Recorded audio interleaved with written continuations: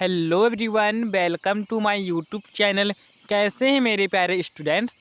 तो बच्चों, आज मैं आपको इस वीडियो में बताने वाला हूं 2 नंबर के प्रश्न बच्चों, जो कि आपके पेपर में 2 नंबर के प्रश्न पूछे जाएंगे। इम्पोर्टेंट क्वेश्चन बच्चों, पावरफुल प्रश्न, ठीक है बच्चों। इसलिए बच्चों आप इस वीडियो को आप शुरू से लेकर अंत तक जरूर देखिएगा। आप बच्चों थोड़ा बहुत भी इस वीडियो को स्किप करते हैं तो बच्चों आप ही सोच लीजिएगा, आपका भविष्य का सवाल है, ठीक है बच्चों। इसलिए बच्चों इस वीडियो को आपको पूरा अंत तक जरूर देखना है बच्चों। इस वीडियो में बच्चों मैं आपको जितने भी प्रश्न बताऊंगा वह सारे प्रश्न बच्चों आपके बहुत ही मोस्ट पावरफुल प्रश्न होने वाला है। तो चलिए बच्चों, बिना बकवास किए बच्चों इस वीडियो को हम अभी आपके लिए चालू करते हैं। तो बच्चों आपको सबसे पहले देखने को मिल जाएगा वार्षिक बोर्ड परीक्षा 2024 कक्षा 10वीं विषय हिंदी, अति महत्वपूर्ण प्रश्न, ठीक है बच्चों। और बच्चों आपको हम इस वीडियो में कम से कम प्रश्न बताएंगे बच्चों, जो कि आपके पास समय भी बहुत ही आपका कम बचा है। बच्चों अब इन सारे प्रश्नों को कर लेते हैं तो बच्चों आपका नाम मेरिट लिस्ट में आने से कोई भी नहीं रोक सकता है, ठीक है। तो बच्चों यहाँ पे आपसे पहला प्रश्न पूछा गया है, भक्ति काल की कोई 2 विशेषताएं आपको बताना है, ठीक है। प्रयोगवाद की कोई 2 विशेषताएं बताइएगा। मृत रचना किसे कहते हैं, कविता में इसका प्रयोग किस अर्थ में हुआ है, ठीक है। और चौथा प्रश्न है बच्चों, फागुन में ऐसा क्या होता है जो बाकी ऋतुओं से भिन्न होता है। महाकवि सूरदास के काव्य की काव्यगत विशेषताएं आपको बताना है। जयशंकर प्रसाद की काव्य की काव्यगत विशेषता भी आपको बताना है। मन्नू भंडारी के पिता ने रसोई घर को भटियार खाना कहकर क्यों संबोधित किया, इसको भी बच्चों आपको अच्छे से बताना है, ठीक है। कहानी और उपन्यास में कोई 2 अंतर बताना है।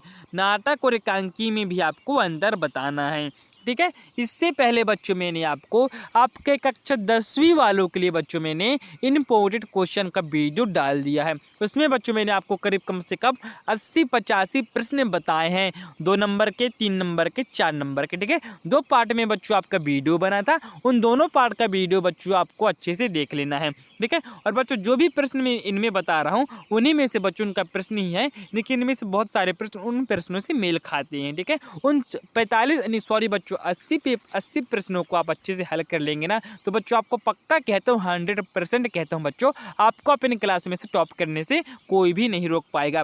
फिर बच्चों आप याद करेंगे, नहीं, एक तो वरुण बंजारा नाम के यूट्यूब में एक चैनल था, उनसे हम पढ़ाई किए हैं और आज हम यहाँ तक पहुँच गए हैं, ठीक है। तो बच्चों आपको जो भी हमारे द्वारा आपको दिया जाता है, प्रोवाइड करवाया जाता है, उसके बच्चों आपको सही तरह से अच्छे से पढ़ना है, ठीक है। इस वीडियो का बच्चों भी आपको पार्ट 2 में आने वाला है, पार्ट 1 है, और पार्ट 2 में बच्चों हम आपको 2, 3 और 4 नंबर के प्रश्न बताएंगे। इस वीडियो में बच्चों हम आपको मात्र 2 नंबर के 2 नंबर के प्रश्न बताने वाले हैं, ठीक है बच्चों। अगला प्रश्न है बच्चों आपका, मन्नू भंडारी की साहित्य की भाषा शैली आपको अच्छे से बताना है।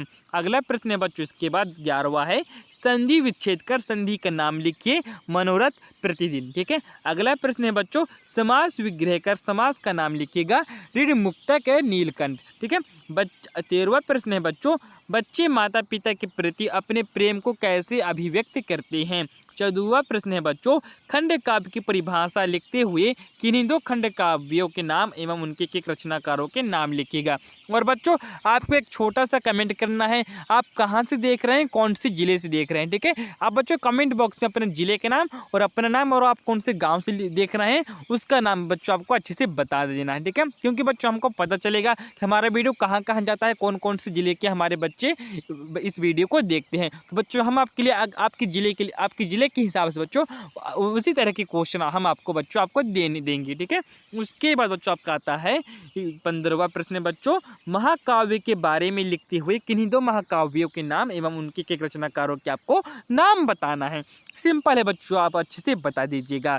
16वां प्रश्न है बच्चों, उद्धव की व्यवहार की तुलना किससे की गई थी। तो बच्चों उद्धव की व्यवहार की तुलना उस कमल पत्ते से की गई थी जो कि बच्चों पानी में रहकर भी उस पर पानी का एक बूंद भी ठहर नहीं पाता, ठीक है। और अगला प्रश्न है बच्चों इसका, यानी कि उस तेल युक्त घड़ा से किया गया था जो कि बच्चों से पानी में डुबोने पर भी उसका पानी का एक बूंद भी घड़े में नहीं रहता है, ठीक है। अगला प्रश्न है बच्चों, परशुराम की क्रोध करने पर राम लक्ष्मण की जो प्रतिक्रिया हुई उनके आधार पर दोनों के स्वभाव की एक एक विशेषता अपने शब्दों में लिखे। तो बच्चों परशुराम के क्रोध होने पर लक्ष्मण भी बच्चों बहुत क्रोध में आ जाता है, उससे लड़ने के लिए तैयार हो जाता है। कौन? ये लक्ष्मण हो जाता है। तो बच्चों आपको क्या लिख देना है?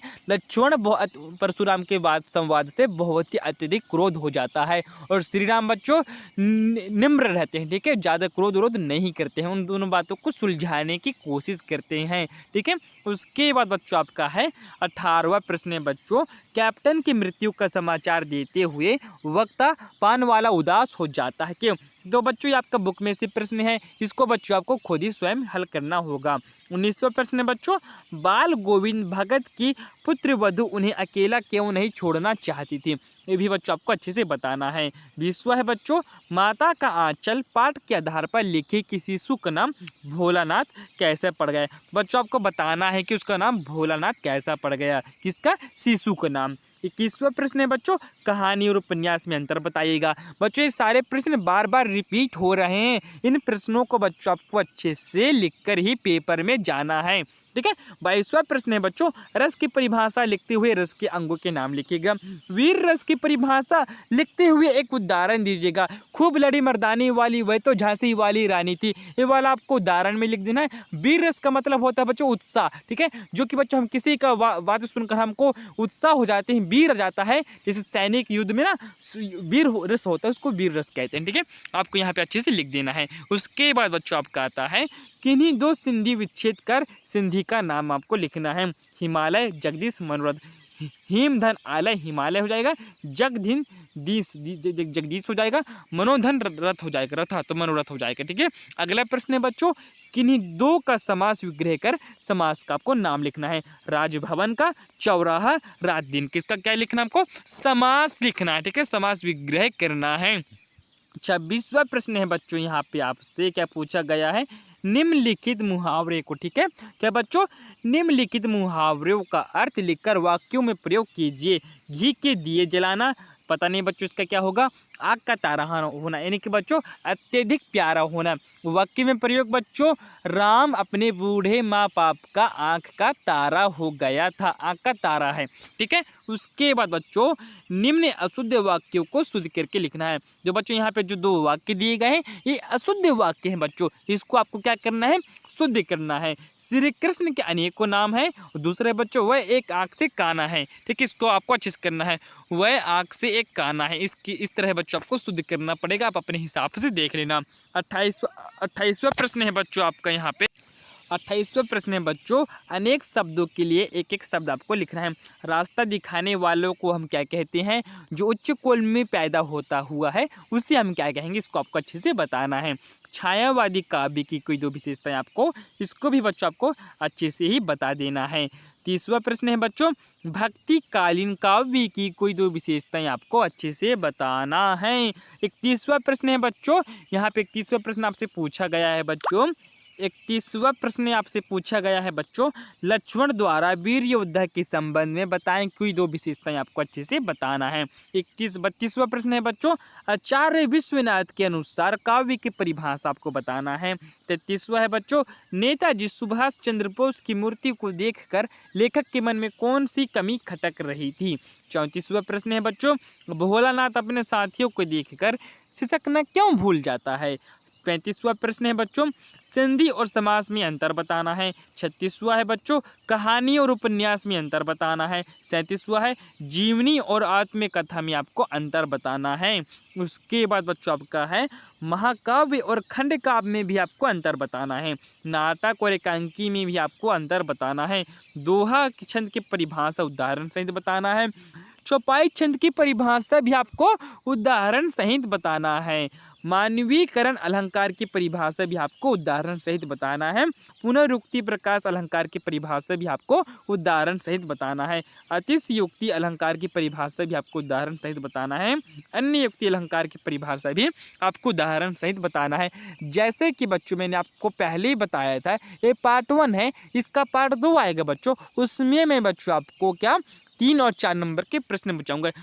ये बच्चों आप 3 नंबर के प्रश्न देख लीजिएगा, इसके नीचे बच्चों आपके 4 नंबर के प्रश्न हैं, ठीक है, वो भी बच्चों आपको देख लेना है पार्ट 2 में बच्चों, ठीक है। अभी तक बच्चों आपने हमारे यूट्यूब चैनल वरुण बंजारा 555 को सब्सक्राइब करके बच्चों बेल आइकन की घंटी को आप ऑल पर सेलेक्ट नहीं किए हैं तो जल्दी से कर लीजिएगा बच्चों, ठीक है। और चलिए बच्चों अब हम लेते हैं आपसे विदा, और बच्चों मिलते हैं अब हम आपसे अगली वीडियो में। तब तक के लिए बच्चों इन प्रश्नों को आप अच्छे से सॉल्व कर लीजिएगा, और बच्चों वीडियो पूरा देखने के बाद एक छोटा सा कमेंट कर देना कि आप कौन से ज़िले से बोल रहे हैं और कहाँ से इस वीडियो को देख रहे हैं। तो चलिए बच्चों धन्यवाद, मिलते हैं अगली वीडियो में।